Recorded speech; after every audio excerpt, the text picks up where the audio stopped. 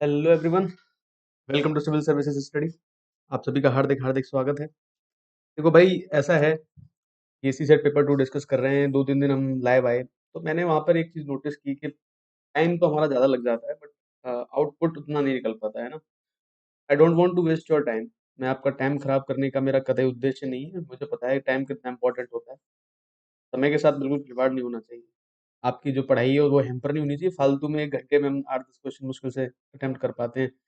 हाँ, हो सकता है बेस कुछ कॉन्सेप्ट्स डिस्कस कर लेते हैं, कुछ भी है। तो मैं यहाँ पे भी बताता रहूँगा आपको। रिकॉर्डेड लेसन्स में इसलिए स्टार्ट कर रहा हूँ दोबारा से, क्योंकि मुझे लगता है रिकॉर्डेड लेसन से आपका टाइम बचेगा और ये एक तरीके से तुम्हारा रिवीजन होगा। जब लास्ट मोमेंट पे जब तुम पेपर देने जा रहे होगे, तो ये तुम्हारे काम आएँगे। अगर तुम कहीं ट्रेन में बैठे हो, ट्रेन में बैठे-बैठे एक बार देख लिया, बस में बैठे हो या कहीं जा रहे हो या फिर रात में बैठे हो, रात में 2-3 घंटे के लिए खाना-वाना खा रहे हो, देख लेना, खाना खाते-खाते देख लिया आपने। तो मैं चाहता हूँ उस तरीके से आप और एक बार जो कॉन्सेप्ट जहाँ पे आपको लगे मुश्किल हैं तो आप कमेंट कर दो। मैं वो कॉन्सेप्ट लाता रहूँगा। आप कमेंट ज़रूर करिए। सर इसमें दिक्कत है, इसमें दिक्कत है। जैसे कोडिंग, डिकोडिंग या जो भी जो बोला मैं सब ऐड करता जाऊँगा। ऐज वगैरह जो भी बोल रहे हो, सारे कुछ ऐड करके मैं देता जाऊँगा तुम लोगों को, है ना? तो आप बस कमेंट करते जाइए क्या-क्या आपको चाहिए। मैं आप जो रिकॉर्डेड लेसन सब दूँगा, उनमें सारे के सारे आपकी वो क्वेरीज़ को पूरा करने की कोशिश मैं करूँगा, ठीक है? तो ठीक है, स्टार्ट करते हैं। आगे से रिकॉर्डेड लेसन्स ही लाएँगे, क्योंकि मुझे लगता है लाइव में आने में हाँ, अगर ये रेगुलर क्लास चल रही होती, हमारे पास 2-3 महीने का टाइम होता तो वो अच्छा होता। हमारे पास 3 महीने का टाइम होता और हम सीसैट की प्रैक्टिस कर रहे होते। उस टाइम पे वो बहुत अच्छा होता कि हम लाइव आके 1-1 डेढ़-डेढ़ घंटे आराम से डिस्कस करते, वो अच्छा रहता। लेकिन फिलहाल वो मुझे फ्रूटफुल नहीं लग रहा है यार, ठीक है? इसलिए मैंने खुद ही सोचा कि नहीं यार, लाइव नहीं आते, ऐसे ही पढ़ाएँगे, ठीक है? तो जिन लोगों को बुरा लगे वो उनके लिए मैं क्षमा प्रार्थी हूँ। बाकी पढ़ते हैं आगे हम लोग, है ना? तो भाई सीसेट पेपर 2 डिस्कस कर रहे हैं हम लोग, ठीक है? तो देखते हैं पहला क्वेश्चन क्या कह रहा है। ये कह रहा है पहले हमसे कि in 10 years A will be twice as old as B was 10 years ago. यानी कि 10 साल बाद ए जो है बी का दुगना हो जाएगा, जो बी की उम्र थी 10 साल पहले उसका। If A is now 9 years old, अगर ए जो बी से 10 साल बड़ा है इस वक्त, है ना, 9 इयर्स ओल्डर देन बी, तो प्रेजेंट एज बतानी है बी की कितनी होगी, है ना? तो ए जो है बी से कितना बड़ा है भाई? 9 साल बड़ा है, ठीक है? अगर ए बी से 9 साल बड़ा है तो मैंने कहा कि अगर मैंने कहा ए की एज एक्स ईयर्स है, या ए की एज कह लो, बी की एज कह लो एक्स, ठीक है? ए की एज कितनी हो जाएगी भाई? X plus 9। समझ रहे हो ना आप सभी लोग? ए की एज कितनी हो जाएगी? एक्स प्लस 9 हो जाएगी। अब क्या कह रहा है? इन 10 ईयर, 10 साल में ए 10 साल पहले की बी की उम्र का दुगना हो जाएगा। अब 10 साल के बाद 10 साल के बाद इसकी एज क्या हो जाएगी? एक्स प्लस 9 प्लस 10 हो जाएगी भाई। और बी की एज 10 साल पहले क्या हो जाएगी? आज वो एक्स साल का है बी, तो 10 साल पहले बी एक्स माइनस 10 हो जाएगा, उसकी दोगुनी हो जाएगी। बस सिर्फ ये कॉन्सेप्ट आपको पकड़ना था, ये लाइन आपको पकड़नी है। मतलब आज के 10 साल बाद ए की जो एज होगी, तो ए की एज कितनी है आज की डेट में? एक्स प्लस 9 है। ये इन दोनों की क्या है? वर्तमान आयु है। ये मैंने वर्तमान आयु ली है दोनों की। ना ध्यान से समझना, क्वेश्चन बहुत अच्छा है। दोनों की वर्तमान आयु है। तो आज बी की एज अगर एक्स है तो 10 साल पहले कितनी होगी? एक्स माइनस 10 हो जाएगी। आज ए की एज अगर एक्स प्लस 9 है तो 10 साल बाद कितनी होगी? तो आज के 10 साल बाद ए की जो एज होगी वो बी के 10 साल पहले की एज का दोगुना होगी, ठीक है? तो अब सॉल्व करते हैं इसको। एक्स प्लस 19 की जो वैल्यू आएगी यहाँ से, वो मुझे कितना दे देगा? 2x minus 20। एक्स की वैल्यू यहाँ से अगर हम सॉल्व करेंगे तो 20 प्लस 19 यानी कि कितना आ जाएगा? 39 ईयर्स। कितना आ जाएगा? 39 ईयर्स की आ जाएगी। तो ये ऑप्शन हमारा सही हो जाएगा। 39 साल की उसकी एज हो जाएगी। क्लियर बात है? उम्मीद कर रहा हूँ कॉन्सेप्ट बिल्कुल समझ में आ गया होगा आपके। बढ़ते हैं नेक्स्ट क्वेश्चन की तरफ, है ना?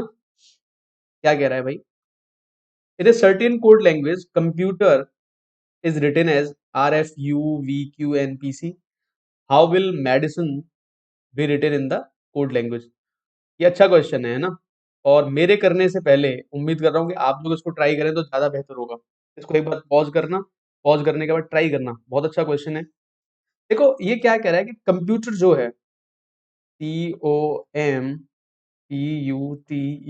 कंप्यूटर जो है, कंप्यूटर को हम क्या बोलते हैं, RFUVQNPC।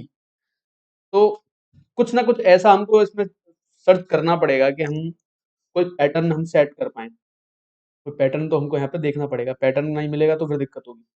तो एक चीज तो दिख रही है कि अगर यहाँ सी है और यहाँ आर है, तो यहाँ आर और सी हो गया, यानी कि क्रम चेंज तो हो रहा है। ये चीज तो समझ में आ रही है, यानी कि अगर यहाँ पर सी था तो ये सी तो पहुंच गया यहाँ पे, ठीक है भाई। और यहाँ जो आर था वो आर भाई साहब यहाँ पे आ गए, यानी कि पहले और लास्ट के जो जो वर्ड्स हैं, जो सॉरी लेटर्स हैं, अल्फाबेट, उनका क्रम चेंज हो गया पहले तो। दूसरा, ध्यान से देखना जरा, हाँ, एफ, एफ, यहाँ ओ, यहाँ ई है, ठीक है। देखो ध्यान से जरा, थोड़ा सोचो। ई, ई का अगला नंबर क्या होता है, एफ होता है। ई का अगला अल्फाबेट क्या होता है, ई के अगले क्या आता है, एफ आता है। तो ई का एफ बन गया यहाँ पे, ठीक है। T, U, T U, V, P, Q, M, N, O, P, यानी कि इनसे एक बढ़ के इस तरीके से इसका पैटर्न सेट हुआ है। समझ में आ गई होगी आप लोगों की सारी बातें, है ना। लेकिन आगे पीछे से हुआ है, समझ रहे हो। अब देखो हम कितनी आसानी से लिखेंगे। मेडिसिन मुझे लिखना है, मुझे लिखना है मेडिसिन, मेडिसिन, ठीक है। कैसे लिखना हूं मैं, ध्यान से देखो जरा सब लोग एक बार। एम और ई का स्थान चेंज कर दो तो ई आ जाएगा यहाँ और एम आ जाएगा लास्ट में। तो ई और एम वाले कौन से ऑप्शन हैं, तो देखो ये खत्म हो गया, ये खत्म हो गया। सिर्फ यही दो ऑप्शन हो सकते हैं। और इसमें भी देख रहे हो, डी यहीं पे गड़बड़ हो सकती है कुछ, नहीं तो बाकी सारा सेम ही दे रखा है, ठीक है। तो मैंने क्या बताया था, यहां से स्टार्ट करता है, एन, एम, एन, ओ, सॉरी इधर आएगा, ओ, आई, जे, सी, डी, आई, जे। जैसे जे पहुंच गए तो ऑप्शन नंबर अपना कौन सा सही हो जाएगा, डी। ऑप्शन नंबर कौन सा सही हो जाएगा, डी। इनसे एक बढ़ाते हुए लिखना है, समझ रहे हो ना। टी, ई, ई, एफ, आ गया ना सारा का सारा। इससे एक बढ़ा के नंबर लिखना है।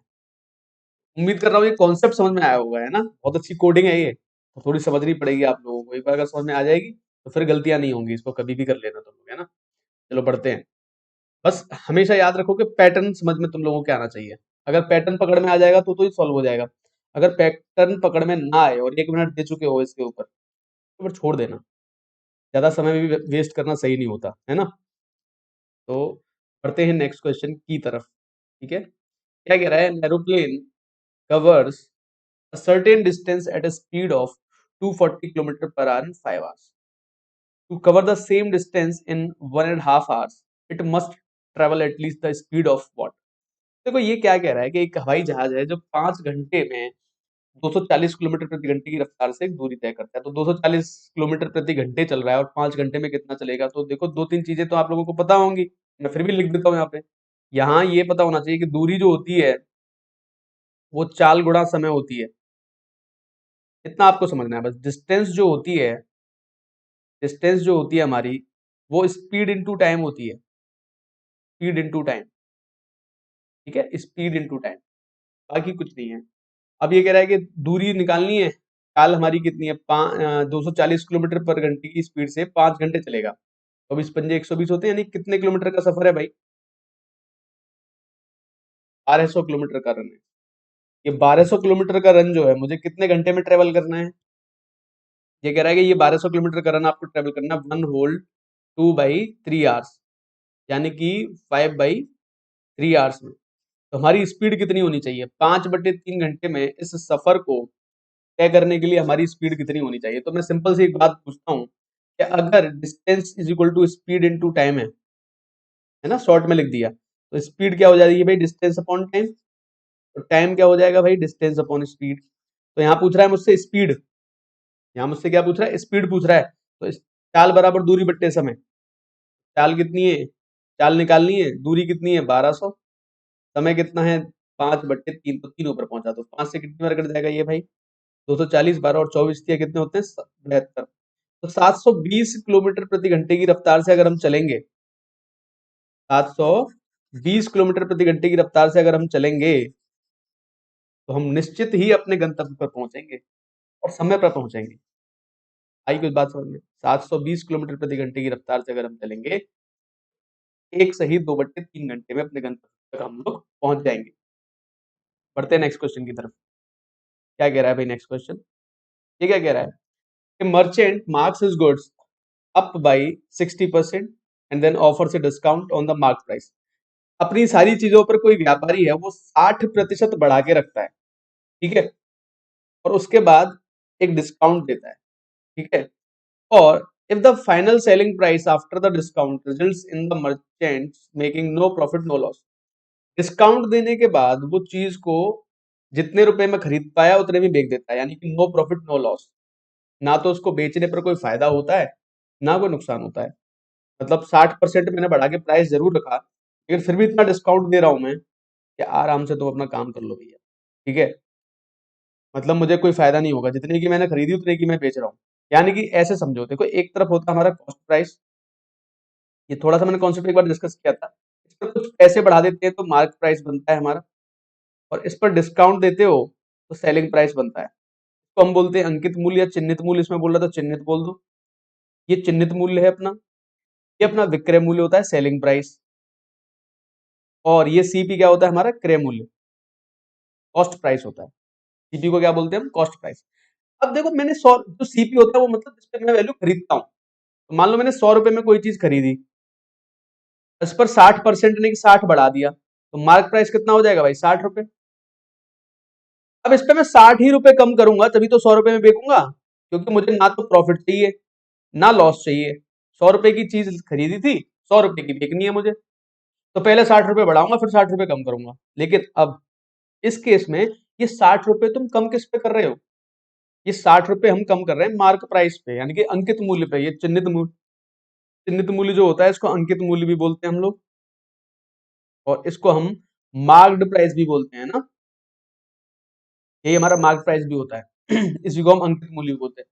तो 160 पे कितना कम कर रहे हो? 60 रुपए। तो 160 पे चेक करके देखना पड़ेगा, 160 पे कितने की कमी है भाई? 60 की। तो 100 पे कितने की होगी? ठीक है, 20 से 3 बार, और 20 से कितनी बार कट जाएगा? 8 बार, और 4 दूनी 8, और 4 से ये 25 बार, यानी कि 75/2, यानी कि 37.5% का डिस्काउंट। कितने का डिस्काउंट चला जाएगा भाई? 37.5% का जो है डिस्काउंट हो जाएगा। ऑप्शन नंबर डी जो होगा वो हमारा करेक्ट आंसर हो जाएगा। अब आगे होगी बात समझ में भाई। 100 रुपए की चीज मैंने खरीदी, उस पर 60% बढ़ा के प्राइस लगाया, और 60 ही रुपए फिर उस पर कम करने पड़े, क्योंकि मुझे फायदा चाहिए ना नुकसान चाहिए, नो प्रॉफिट नो लॉस। तो कितना कम करना पड़ेगा? 37.5%। ठीक है, आगे बढ़ते हैं।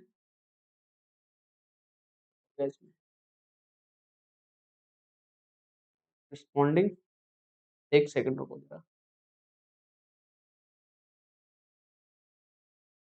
देखते हैं क्या कह रहा है। रोज को कैसे लिख रहा है ये? रोज को लिख रहा है 6821, ठीक है, और चेयर को क्या लिख रहा है? चेयर को लिख रहा है 73456, और प्रीच को लिख रहा है PREACH, प्रीच को लिख रहा है ये 961473, ये लिख रहा है इस तरीके से। तो हमसे पूछ रहा है कि सर्च को हम कैसे लिखेंगे? SEARCH। सर्च को हम किस तरीके से लिखेंगे, है ना? देखो भाई जरा ध्यान से सभी लोग, क्या करना है हमें। रोज, देखो यहाँ पर आर है, यहाँ पर आर है, तो यहाँ कॉमन वर्ड क्या है? कॉमन लेटर क्या है हमारा? 6। आर की जगह तो 6 मिल जाएगा अपने को, है ना? ये 6 है वो किसके साथ है? आर के साथ है, ठीक है। और ई यहाँ पर भी है, ई यहाँ पर भी है, और कुछ मिल रहा है यहाँ से यहाँ तक? ई में और इसमें पी नहीं मिल रहा, तो ई देख लो क्या होगा। यहाँ 821 है, यहाँ 91, तो 1 जो होगा वो क्या बनेगा हमारा? ई बनेगा। ई हमारा क्या बन जाएगा भाई, 1 बन जाएगा। ठीक है, चलो ई 1 बन गया। अब और क्या देखना है अपने को, ए, ए यहां पर भी है, ए यहां पर भी है, और यहाँ सी एच भी है। ठीक है, और यहाँ ए सी एच भी है। ठीक है, ए सी एच, ए सी एच, दोनों में क्या कॉमन है देखो जरा, 743, 743। तो ए सी एच जो होगा हमारा, ए सी एच, ए सी एच जो होगा हमारा, एक सेकेंड, ए सी एच जो बनेगा वो हमारा क्या बनेगा, 734। ठीक है, 734। बहुत ध्यान से निकालना पड़ेगा भाई, है ना, ऐसे इतना आसान भी नहीं है। और अब यहां पर मुझे ई भी मेरा कट चुका था यहां से मुझे अब क्या निकालना है, एस निकालना है। यहां से मुझे क्या निकालना है, एस निकालना है। आर क्या निकाला था हमने, 6 निकाला था, और 734 यहां से निकल गया। तो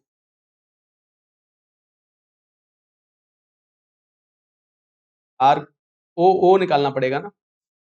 चलो देखते हैं, S E A R C H. अब देखो भाई, आर ई, अब 73416 ये तो हमारे पास है सारे। अब 73416 यहां पर भी है, 73416 यहां पर भी है, 73416 यहां पर भी है, 73416 यहां पर भी है। लेकिन लिखना किस तरीके से है, क्योंकि सर्च में आर यहां पर आएगा बीच में, तो यहां पर मुझे मिलेगा तीसरे नंबर 6, है ना, बहुत ही अच्छे लेवल की है भाई, थोड़ा समझना ध्यान से।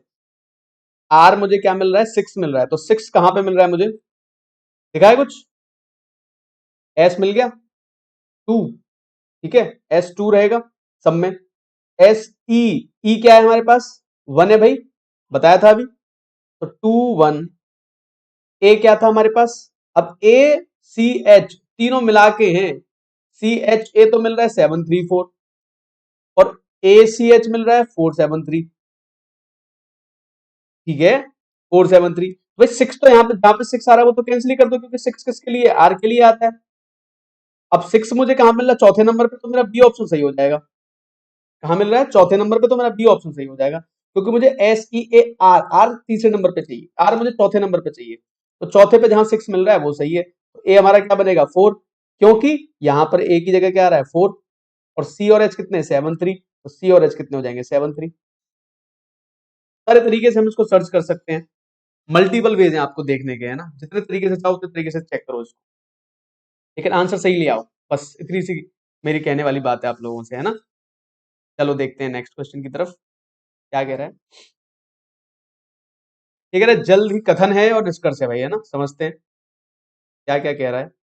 जल्द ही बिजली दरों में बढ़ोतरी की संभावना है। इस प्रस्ताव से औद्योगिक उपभोक्ताओं के लिए तेज वृद्धि होगी और घरेलू उपभोक्ताओं के लिए मामूली वृद्धि होगी। ठीक है, घरेलू उपभोक्ताओं के लिए तो मामूली वृद्धि हो जाएगी बिजली, क्योंकि घर घर में क्या होता है, लाइट ज्यादा यूज करते नहीं हम, लेकिन जो इंडस्ट्रियल एरिया होते हैं वहां पर लाइट का ज्यादा यूज होता है, तो वहां पर उनके लिए दिक्कत हो जाएगी। घर क्यों, घरों के लिए तेज तेज वृद्धि नहीं होगी, क्योंकि घर में जो इलेक्ट्रिसिटी का जो कंजम्पशन है होता है वो कम होता है, लेकिन इंडस्ट्रीज जो होती हैं उनमें इलेक्ट्रिसिटी का कंजम्पशन क्या होता है, ज्यादा होता है बहुत, तो वहां बढ़ जाएगा। तो बस यही निष्कर्ष निकलेगा इसका। वर्तमान में घरेलू और औद्योगिक उपभोक्ताओं के बीच बिजली दरों में असमानता है, ऐसा कुछ नहीं कहा गया। तो औद्योगिक उपभोक्ता घरेलू उपयोगकर्ताओं की तुलना में अधिक बिजली की खपत करते हैं। होल्ड कर लो, क्योंकि यही सही लग रहा है मुझे तो। औद्योगिक उपभोक्ता द्वारा बिजली की खपत घरेलू उपयोगकर्ता की तुलना में कम है, ऐसा भी नहीं है। इस बढ़ोतरी के बाद बिजली बोर्ड लाभ कमाना शुरू कर देगा, ऐसा नहीं। तो बस एक ही ऑप्शन कौन सा भाई, ऑप्शन नंबर बी हमारा जो है वो हमको सही है, और सही है वो, क्योंकि खपत का ही है मेन रीजन। जितनी खपत हम लोग घरों में करते हैं उससे कहीं ज्यादा खपत इंडस्ट्री में होती है, तो बस यही एक रीजन का नजर आ रहा है, वो ये एक रीजन ही है। ठीक है ना, पढ़ते हैं नेक्स्ट क्वेश्चन की तरफ, क्या कह रहा है। ये कह रहा है कि a man is facing north west, he turns 90 degree in the clockwise direction, यानी कि क्लॉकवाइज डायरेक्शन में, जिधर घड़ी की सुई चलती है, ठीक है, क्लॉकवाइज डायरेक्शन में। Then 180 degree in the anti clock direction, और 180 डिग्री एंटी क्लॉक में जाएगा। Then another 90 degree in the same direction, और उसी डायरेक्शन में फिर 90 डिग्री और घूम जाएगा। Direction he is facing now, वो कौन सी डायरेक्शन को इस टाइम पे फेस कर रहा है ना। देखो इसमें करना क्या है, तुमको पहले तो यही चीज मैं बार बार बताता हूँ आप लोगों को, ईस्ट वेस्ट, नॉर्थ साउथ, ये पूरब है, ये पश्चिम है, ये उत्तर है, ये दक्षिण है, ठीक है। नॉर्थ वेस्ट, वेस्ट यानी कि उत्तर पश्चिम। उत्तर पश्चिम देखो यहाँ पे आएगी, ध्यान से समझना मेरी बात। उत्तर पश्चिम किस दिशा को बोलेंगे, इस दिशा को, ठीक है। उत्तर पश्चिम ये होती है। तो यहाँ एक मैं बड़ा बना देता हूँ थोड़ा सा, जिससे कि हमें फिगर में आसानी रहे, ठीक है। तो ये हमारा नॉर्थ है, ये हमारा वेस्ट है, ये हमारा ईस्ट है, और ये हमारा क्या हो जाएगा, साउथ हो जाएगा, ठीक है। अब वो कह रहा है नॉर्थ वेस्ट डायरेक्शन में जा रहा है, तो नॉर्थ वेस्ट ये डायरेक्शन है, नॉर्थ वेस्ट में सामना कर रहा है इधर की साइड का। घड़ी की दिशा में 90 डिग्री, देखो घड़ी की दिशा किधर घूमेगी, इधर, एंटी क्लॉक नहीं है, क्लॉक वाइज है, घड़ी की दिशा में जा रहा है। घड़ी की दिशा में 90 डिग्री जाएगा, तो यहां से यहां तक जाएगा। 90 डिग्री कहां से कहां तक होगा, आधा होगा। 90 डिग्री निकालना है ना, इस तरीके से हमको लिखना पड़ेगा, ठीक है। 90 डिग्री पहुंच गए भाई, 90 डिग्री पहुंच गए। उसके बाद क्या कह रहा है, फिर अब यहाँ पर है, हम बहुत ध्यान से समझते रहे ना, जो जो लिखता जा रहा हूँ। अब मैं यहाँ पर हूँ, इस वक्त मैं कलर चेंज करता जाऊंगा, है ना। फिर एंटी क्लॉक में 180, अब एंटी क्लॉक का मतलब है ऐसे जा रहे हो, ऐसे गए, यहाँ पहुंच गए 180 डिग्री पे, ठीक है। यहाँ पहुंच गए हम, 180 डिग्री पे पहुंच गए। उसके बाद क्या कह रहा है, यहाँ से क्या कह रहा है, यहाँ से कह रहा है कि 90 डिग्री इसी दिशा में। तो 90 डिग्री का मतलब क्या है भाई, ये और ये 90 डिग्री तो ऐसे चलते हैं ना हम लोग। 90 डिग्री में यहाँ पहुंच गया, ठीक है। अब मैं किस दिशा का सामना कर रहा हूं, अब 90 डिग्री पे मैं यहाँ खड़ा हूं, मैं इधर देखूंगा कि इधर देखूंगा कि इधर देखूंगा भाई, मुझे बताओ जरा। 90 डिग्री यहाँ से यूं चला मैं, तो मैं इस डायरेक्शन को देखूंगा ना। तो मैं कौन सी डायरेक्शन देख रहा हूँ, ईस्ट डायरेक्शन, यानी कि पूरब दिशा। मैं किस दिशा की तरफ देख रहा हूँ, ईस्ट डायरेक्शन की तरफ देख रहा हूँ। इसको एक बार ध्यान से समझना, क्लॉकवाइज जो होता है, देखो जरा, क्लॉकवाइज जो होता है, अब हिंदी में आप शुद्ध हिंदी में वामावर्त ऐसे कुछ बोलते हैं, मैं शुद्ध हिंदी नहीं पता इसकी। क्लॉकवाइज जो होता है और anti clockwise,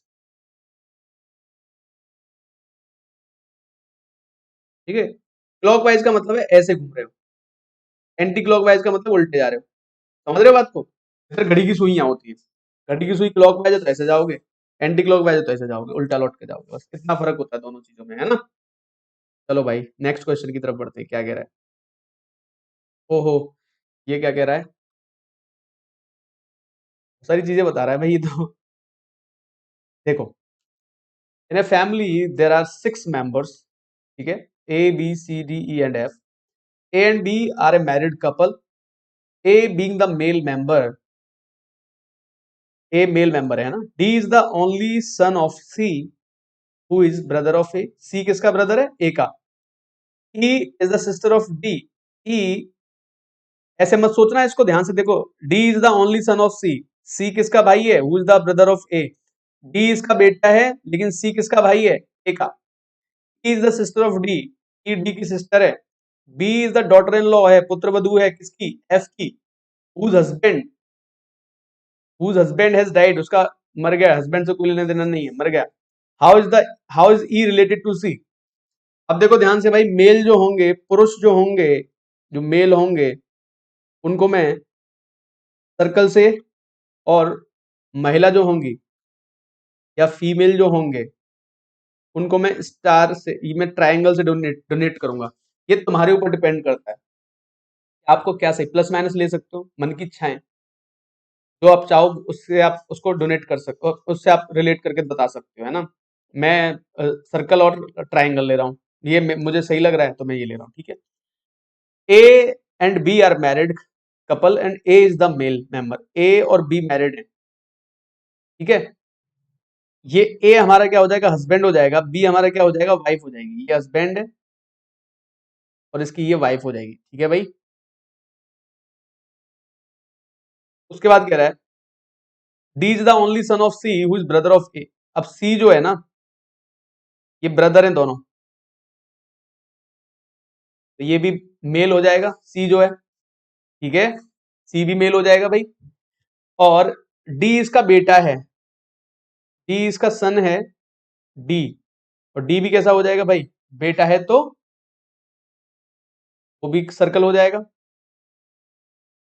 D is the daughter in law of F. F जो होगी, एफ की डॉटर इन लॉ है, तो एफ इसकी या तो ए की मम्मी होगी, ये डॉटर इन लॉ है यानी कि पुत्र वधू है। अब पुत्र वधू का मतलब क्या है भाई? पुत्र की या वाइफ। अब एफ या तो इसकी मम्मी है ए की, या इसकी पापा है। लेकिन क्या कह रहे हैं वो, हुज हस्बैंड हैज डाइड, उनके हस्बैंड खत्म हो गए, तो ए की मम्मी है ये, तो ये ट्राइंगल पे आ जाएंगी।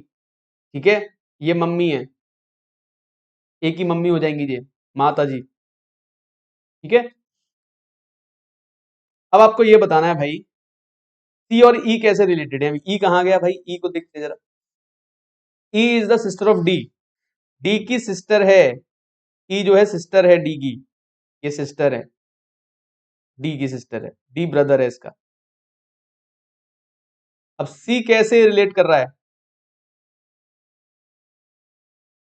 सी कैसे रिलेट कर रहा है ई से? तो ई कौन है इसकी? डॉटर हुई कि नहीं हुई भाई? बेटी है ना, क्योंकि डी बेटा है, तो बस डॉटर हो जाएगी। और ये इसके पापा जी होंगे क्योंकि मेल हैं, सी जो है। तो पापा तो दिखाई नहीं दे रहे हैं ना यहाँ पे कहीं पे। आई बात समझ में? इस तरीके से हम इसको कोरिलेट करेंगे। समझ पा रहे हो सभी लोग? इस तरीके से इसको कोरिलेट करना है सबको। मेल जो होंगे उनको सर्कल ले लेना, फीमेल जो हो उनको ट्राइंगल ले लेना। उसके आधार पर बढ़ते रहो आगे, आपका काम थोड़ा सा आसान हो जाएगा, है ना। और दो आपको चिन्ह सही लगते हो वो ले लेना, मैं उसके लिए भी मना नहीं कर रहा हूँ। क्या कह रहा है भाई? एक आदमी 5 किलोमीटर दक्षिण की ओर चलता है, फिर दाईं ओर मुड़ता है, 3 किलोमीटर चलने के बाद वह बाईं ओर मुड़ता है और 4 किलोमीटर चलता है, फिर वह सीधे 10 किलोमीटर चला जाता है। अब वह आरंभिक स्थान से किस दिशा में? बहुत ही बेसिक क्वेश्चन है, ऐसे क्वेश्चंस कई सारे हम लोग डिस्कस कर चुके हैं ऑलरेडी। इसको भी डिस्कस कर लेते हैं एक बार। क्या कह रहा है? साउथ में जाएगा, याद है ना, ईस्ट वेस्ट नॉर्थ साउथ। तो 5 किलोमीटर भाई साहब जा रहे हैं साउथ में, 5 किलोमीटर चले गए साउथ में। ठीक है, राइट मुड़ेंगे, राइट किधर होगा इनका? अगर मुंह इधर है तो राइट होगा इधर, दाईं ओर मुड़ेंगे और 3 किलोमीटर चलेंगे। समझना भाई ध्यान से, यहाँ पे ये कितना चला जाएगा? 5। अब ये दाईं ओर मुड़ गए भाई साहब, और दाईं ओर ज्यादा चला दिया, 3 चला दो, 3 किलोमीटर चल गए दाईं ओर मुड़ के। ठीक है, यहाँ पहुंच गए अब ये। फिर लेफ्ट मुड़ेंगे और 4 किलोमीटर चलेंगे, लेफ्ट में 4 किलोमीटर चलेंगे तो यहाँ 4 चल जाएंगे, लेफ्ट में मुड़ जाएंगे अपने में। फिर आगे जाएंगे सीधे, 10 किलोमीटर और चले जाएंगे सीधे। अब ये प्रारंभिक जो है, जो इनकी ये दिशा थी, साउथ वाली डायरेक्शन जो थी, यहाँ से चल रहे थे। वे आरंभिक स्थान से किस दिशा में? अब तुम बताओ, खुद ही बता दो, आरंभिक स्थान से किस दिशा में है ये? साउथ से इधर की साइड जा रहे हैं ये। तो साउथ से अगर मैं इधर की साइड जाऊंगा तो मैं कौन सी डायरेक्शन में चला जाऊंगा भाई? तो साउथ से 10 किलोमीटर सीधे चलवा रहा है।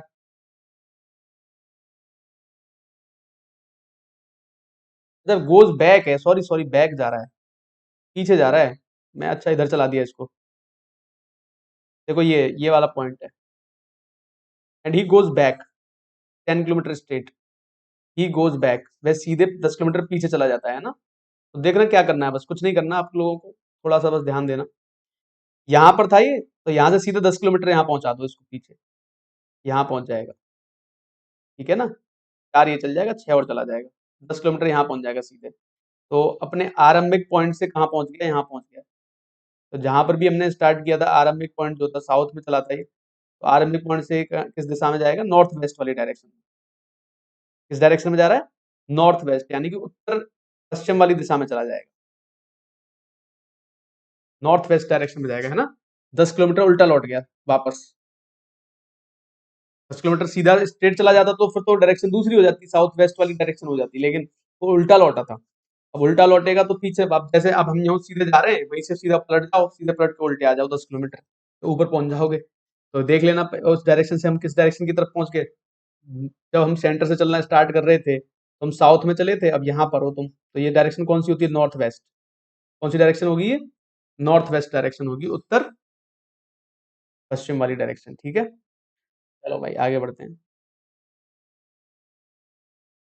समझ लेना, एक दो बार इसको रिपीट करके चेक कर लोगे तो आपको समझ में आ जाएगा। ऐसा कोई बहुत ज्यादा मुश्किल नहीं था, है ना, आसान ही था, इतना कोई बहुत ज्यादा ऐसा नहीं था बहुत आपको ताबड़तोड़ मेहनत करनी पड़े उसको समझने के लिए। तो एक बार जब देख लोगे इसको समझ में आ जाएगा सारा का सारा। ठीक है, देखो पैराग्राफ क्या कह रहा है। हिमालयी पारिस्थितिकी तंत्र भौगोलिक कारणों से और जनसंख्या के बढ़ते दबाव, प्राकृतिक संसाधनों के दोहन और अन्य संबंधित चुनौतियों के कारण, तनाव के कारण क्षति के लिए अत्यधिक संवेदनशील है। ठीक है, जलवायु परिवर्तन के प्रभाव के कारण इन पहलुओं को बढ़ाया जा सकता है। यह संभव है कि जलवायु परिवर्तन हिमालय के पारिस्थितिकी तंत्र पर बढ़े हुए तापमान में बदलाव के पैटर्न, सूखे और जैविक प्रभावों के एपिसोड के माध्यम से प्रतिकूल प्रभाव डाल सकता है। इससे न केवल उत्तर प्रदेश नहीं होगा, ऊपरी प्रदेश होता है ये, है ना, ऊपरी प्रदेश होगा ये, ऊपरी प्रदेश। ठीक है, अपलैंड्स जिसको बोलते हैं,